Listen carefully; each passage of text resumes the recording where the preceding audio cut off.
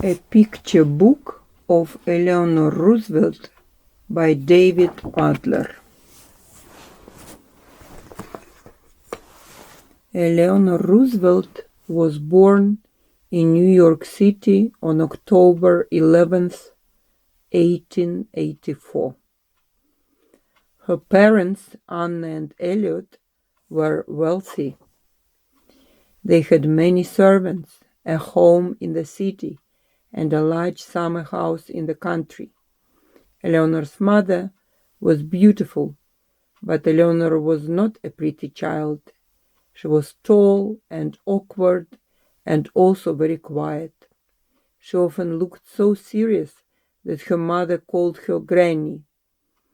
Eleanor hated that nickname. Eleanor's father called her his little golden hair and his little Nell. Eleanor loved those names, and she loved her father. When Eleanor was just 8 years old, her mother died. Eleanor went to live in her grandmother's house. 2 years later, in 1894, Eleanor's father died too. Eleanor missed him terribly and dreamed of him often. There were many rules in her grandmother's house.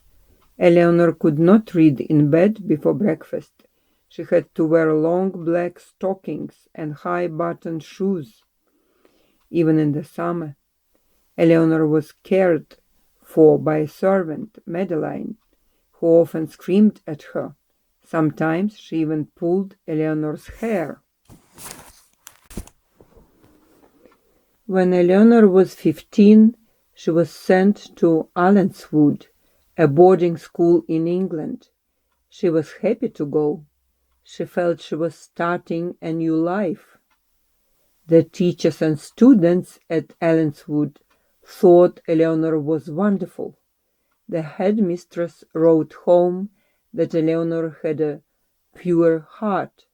She taught Eleanor the importance of helping others.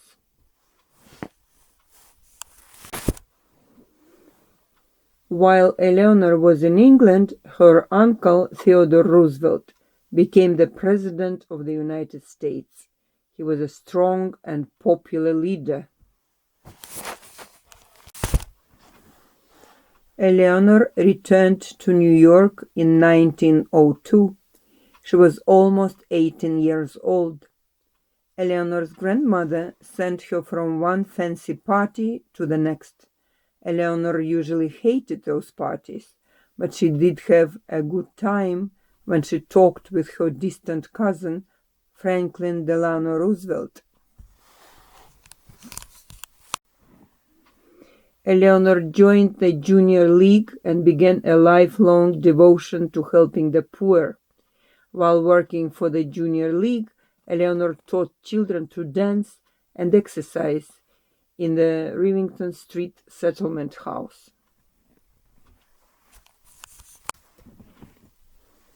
Eleanor took her cousin Franklin to the settlement house. Franklin took her to college football games at his school. They fell in love. On March 17, 1905, Eleanor and Franklin were married. At the wedding, the guests paid little attention to the bride and groom.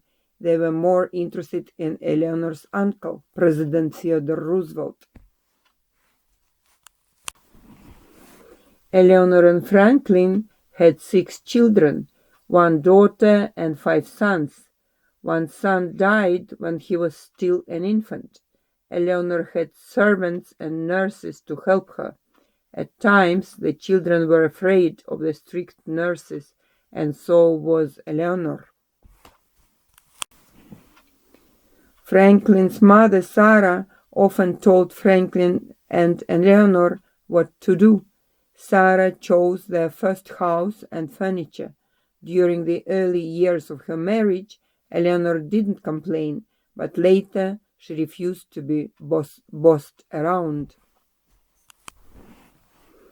Franklin admired Eleanor's uncle Theodore and wanted to be just like him. Eleanor helped Franklin campaign for public office. In 1921, Franklin was stricken with polio. He couldn't walk after that. When Franklin first became sick, Eleanor was his nurse. Later, she went to political meetings and traveled for him. She brought back detailed reports on what she heard and saw. Franklin was elected governor of New York in 1928 and 1930 and president of the United States in 1932. He was re-elected president in 1936, 1940, and 1944. When Franklin became president, Eleanor became First Lady. The 1930s was the time of the Great Depression. Banks and factories had closed. Millions of people had lost their jobs. Hungry people stood in long lines for free bread and soup. It was a difficult time to be president or first lady. Eleanor didn't wait to do things. Her motto was, "Tomorrow is now." She had a radio program and wrote a daily newspaper column. She traveled to cities, towns, farms, and into coal mines. She brought hope to millions of people. Eleanor used the money she earned from her speeches and writings to help the poor.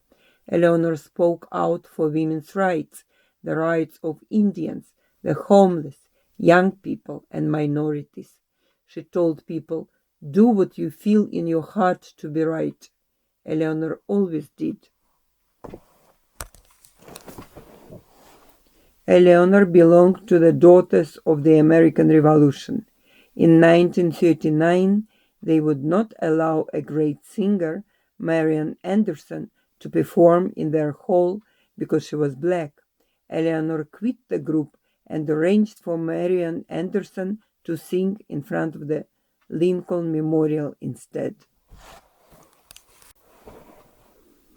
On December 7th, 1941, the United States Armed Forces were attacked at Pearl Harbor, Hawaii. The United States entered the Second World War. During the war, Eleanor traveled all over the world to visit American soldiers. When she came home, she brought messages from the soldiers to their families. On April 12, 1945, President Franklin Roosevelt died. The whole country mourned with Eleanor. Eleanor moved out of the White House.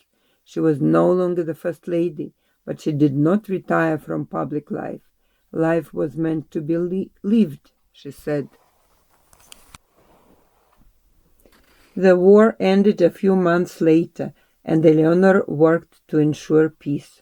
She was the United States representative at the new United Nations, where leaders from all over the world could meet and discuss their differences. Eleanor said, "If we are to live together, we have to talk." While Eleanor was at the United Nations, she was the chairperson of the Commission on Human Rights. Eleanor was always busy. "You must do the thing you think you cannot do," she said.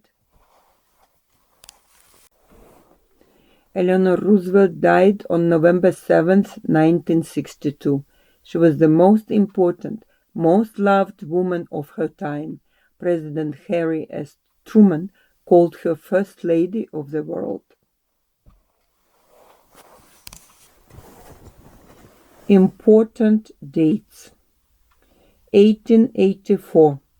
Born on October 11th in New York City. 1905. Married Franklin Delano Roosevelt on March 17th. 1921. Franklin was stricken with polio. 1928 to 1932. Franklin served as governor of New York. 1932 to 1945. Franklin served as president and Eleanor as First Lady of the United States. 1945. Franklin died on April 12th. 1945 to 1953. Eleanor served as a delegate to the United Nations. 1946 to 1951. Served as chairperson of the United Nations Human Rights Commission. 1962. Died on November 7th at the age of 78.